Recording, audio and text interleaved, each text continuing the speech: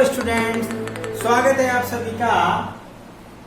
आज हम विसरण दाब न्यूनता डीपीडी या चूषण दाब सक्शन प्रेशर के बारे में पढ़ेंगे।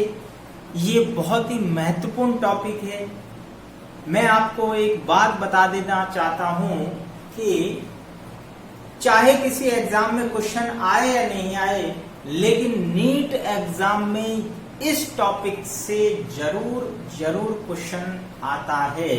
इसलिए इस चीज को बहुत ही ध्यान से समझेंगे कि क्या होती है विसरण दाब न्यूनता, जिसे हम डिफ्यूजन प्रेशर डिफेक्ट या चूषण दाब भी कहते हैं।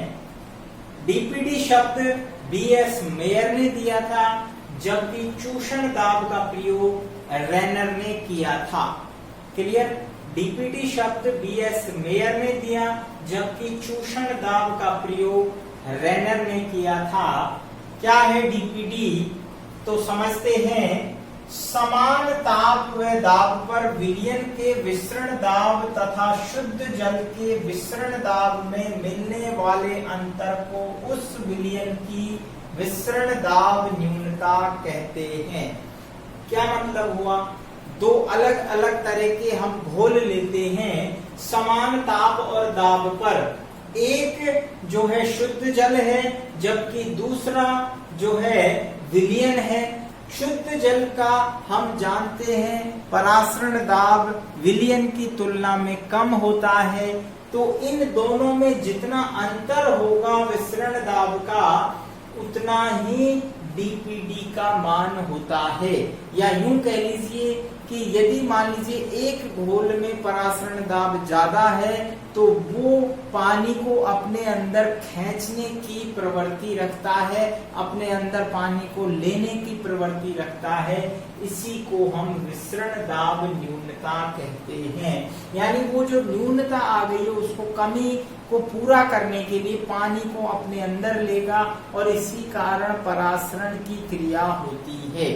जितनी ज्यादा डीपीडी होगी, जितनी ज्यादा विसरण दाब न्यूनता होगी, उतना ही परासरण दाब बढ़ेगा और पानी को अंदर खींचने की प्रवृत्ति बढ़ेगी, अर्थात चूषण की प्रवृत्ति बढ़ती है।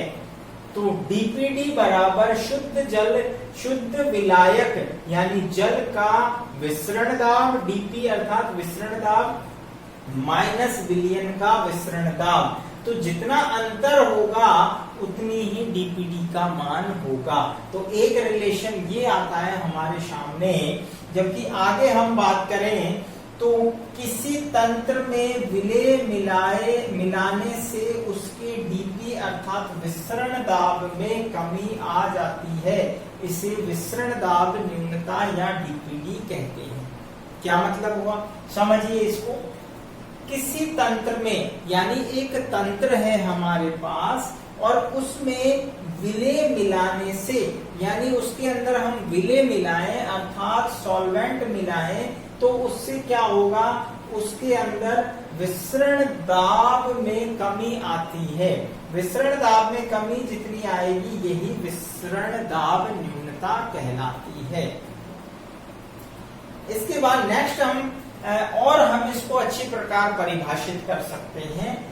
इस कमी को, अब जो ये कमी आई है, विसरण दाब न्यूनता जो आई है या विसरण दाब में जो कमी आई है, इसको पूरा करने के लिए वो पानी को अवशोषित करेगी। वो घोल पानी को अवशोषित करेगा, या वो सेल जो है वो पानी को अवशोषित करेगी। और इस अवशोषण की जो क्षमता है उसी को हम चूषण दाब या सक्शन प्रेशर एसपी कहते हैं। देखिए, इस कमी को पूरा करने के लिए विलयन जल को अवशोषित करेगा। इस प्रकार विसरण दाब न्यूनता कोशिका की जल अवशोषण शक्ति है। इसे कोशिका में जल की मांग या चूषण दाब भी कहते हैं। कोशिका में जल की मांग या पानी की मांग या चूषण दाब भी कहते हैं। यानी वास्तव में डीपीडी क्या है? विसरण दाब न्यूनता एक प्रकार से कोशिका में पानी की मांग है। तो आप यूं समझ लीजिए, पानी उस कोशिका में जाएगा जिसके अंदर डीपीडी का मान ज्यादा होगा। क्वेश्चन कई बार पूछे जाते हैं, अलग अलग डीपीडी के मान दे देते हैं। ए बी सेल को आपसे पूछा जाता है किस कोशिका में पानी किधर से किधर जाएगा। तो आप सबसे पहले ये देखिए, जिस कोशिका में डीपीडी का मान ज्यादा होगा उस सेल में पानी अंदर आएगा, क्योंकि उसकी अवशोषण शक्ति, पानी की मांग उतनी ही ज्यादा है। क्लियर? आगे देखते हैं हम, एक नोट डाल के हमने लिखा है, डीपीडी परासरण की दिशा को भी निर्धारित करती है।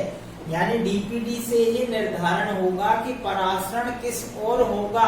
अभी आपको बताया था, जैसे मान लीजिए शुद्ध जल है, एक तरफ शुद्ध जल या विलायक है, ठीक है, और एक तरफ हम लेते हैं विलयन।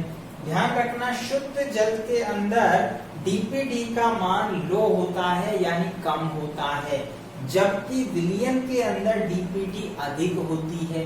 जितना, क्योंकि विलयन में विलय मिला हुआ है। हमने क्या कहा था कि किसी तंत्र में विलय मिलाने से, तो इसमें विलय मिला हुआ है, यानी शुद्ध जल में विलय मिला देंगे तो क्या बन जाएगा? विलयन। तो विलय मिलाने से विसरण दाब यानी डिफ्यूजन प्रेशर में कमी आती है, तो इसके डिफ्यूजन प्रेशर में कमी आती है, इसके कारण ही इसमें डीपीडी का मान बढ़ जाता है। तो इसका मतलब क्या हुआ? डीपीडी का मान यहाँ ज्यादा है, तो अभी हमने क्या कहा, पानी की मांग कहाँ होगी? इस विलयन में होगी, ना कि शुद्ध जल में। या ऐसे समझ लीजिए, एक सेल ये है जिसमें डीपीडी ज्यादा है और एक सेल यहाँ पर है जिसमें डीपीडी कम है। तो आप सोचिए, पानी किधर से किधर जाएगा? पानी हमेशा हमेशा याद रखिए इस रिलेशन को, कि पानी की दिशा या जल की दिशा या परासरण की दिशा हमेशा लो डीपीडी से हाई डीपीडी की ओर होती है। कम विसरण दाब न्यूनता से अधिक विसरण दाब न्यूनता यानी अधिक डीपीडी की ओर जल की गति या परासरण की दिशा होती है। तो ये चीज अच्छी तरह समझ में आ गई होगी। आगे बढ़ते हैं, यहाँ पर एक रिलेशन और दिया है, डीपीडी इज प्रोपोर्शनल टू विलयन की सांद्रता, यानी जितनी ज्यादा विलयन में सांद्रता बढ़ेगी। अरे भाई, अभी आपको क्या बताया, विलयन में जितना सॉल्वेंट मिलेगा तो सांद्रता बढ़ेगी, ठीक है। तो सांद्रता बढ़ेगी विलयन की, तो डीपीडी उतना ही ज्यादा होगा, हाई होगा। यानी जिस विलयन में सांद्रता ज्यादा उसका डीपीडी ज्यादा, जिस विलयन में सांद्रता कम उसका डीपीडी कम। तो यहाँ से हम कह सकते हैं, जिस विलयन की सांद्रता ज्यादा होगी उसकी पानी की मांग भी उतनी ही ज्यादा होगी। इसके बाद हम देखते हैं, विलयन की डीपीडी परासरण दाब के बराबर होती है। यानी विलयन की जो डीपीडी है वो परासरण दाब के बराबर होती है जब परासरण नहीं हो। यानी यदि मान लो एक शलत कोशिका की बात करें, हमने कहा दो अवस्थाएं होती हैं कोशिका के अंदर, प्रीवियस वीडियो में भी बताया था, एक शलत अवस्था और एक स्फीत अवस्था। शलत अवस्था में कोशिका संकुचित होती है, उसमें पानी अंदर नहीं जाता है, तो ऐसी कोशिका में ओपी का मान अधिक होता है, तो वो डीपीडी के बराबर होगा। यानी ओपी का मान अधिक तो डीपीडी भी अधिक। तो ऐसी कोशिका अपने अंदर पानी को प्रवेश करने के लिए ज्यादा से ज्यादा प्रेरित करेगी, यानी उसकी डीपीडी और चूषण क्षमता ज्यादा होगी। मान लीजिए हम किशमिश की बात करें, तो ये किशमिश है, तो किशमिश क्या है?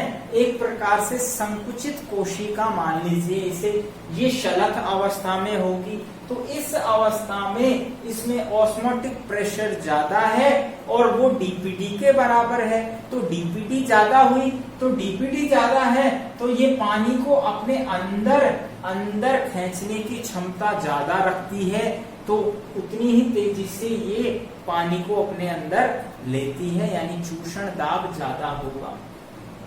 जैसे उदाहरण के लिए हम बात करें, यदि विलयन का ओपी 10 एटीएम है, यदि किसी विलयन का ओपी 10 एटीएम है तो उसका डीपीडी भी 10 एटीएम ही होगा। तो ये आप ध्यान रखेंगे, यदि आपको ओपी दिया हुआ है तो डीपीडी का मान आप वहां से निकाल सकते हैं, या डीपीडी का मान है तो विलयन का ओपी भी हम बता सकते हैं यदि कोशिका शलत अवस्था में है।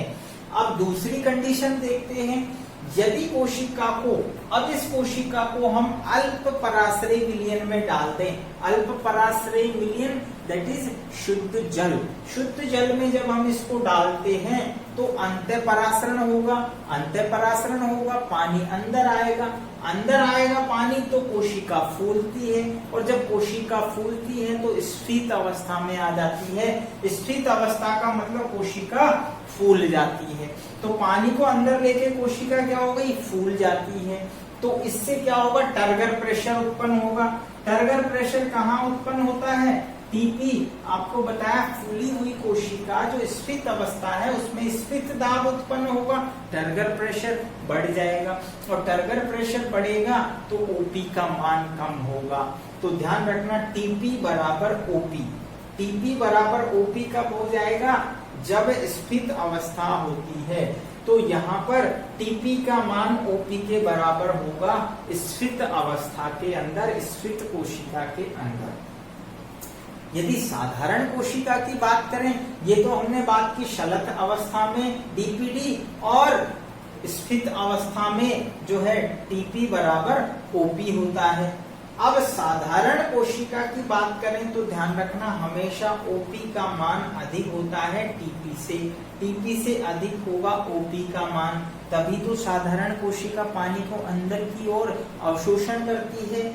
इसके बाद सबसे अंत में हमने एक सूत्र लिखा है, और इस सूत्र को आपको ध्यान रखना है। इस सूत्र से ही, ये एक मान लीजिए क्रांतिकारी सूत्र है, जिसके माध्यम से आपके कोई भी क्वेश्चंस या न्यूमेरिकल टाइप के जो क्वेश्चंस इससे संबंधित पूछे जाते हैं डीपीडी से, वो आपके सॉल्व होंगे।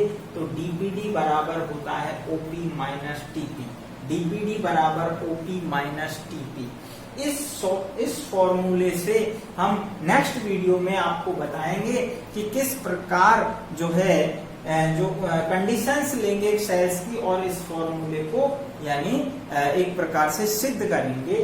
तो मिलते हैं नेक्स्ट वीडियो में, देखते रहिए हमारे वीडियो को शुरू से अंत तक। और डीपीडी जो है उसको, चूषण दाब को हम नेक्स्ट वीडियो में इस फॉर्मूले को पूरा डिटेल से सिद्ध करेंगे, और कंडीशंस के साथ में हम इसको आपको बताएंगे, और न्यूमेरिकल भी इसके साथ में करेंगे। मिलते हैं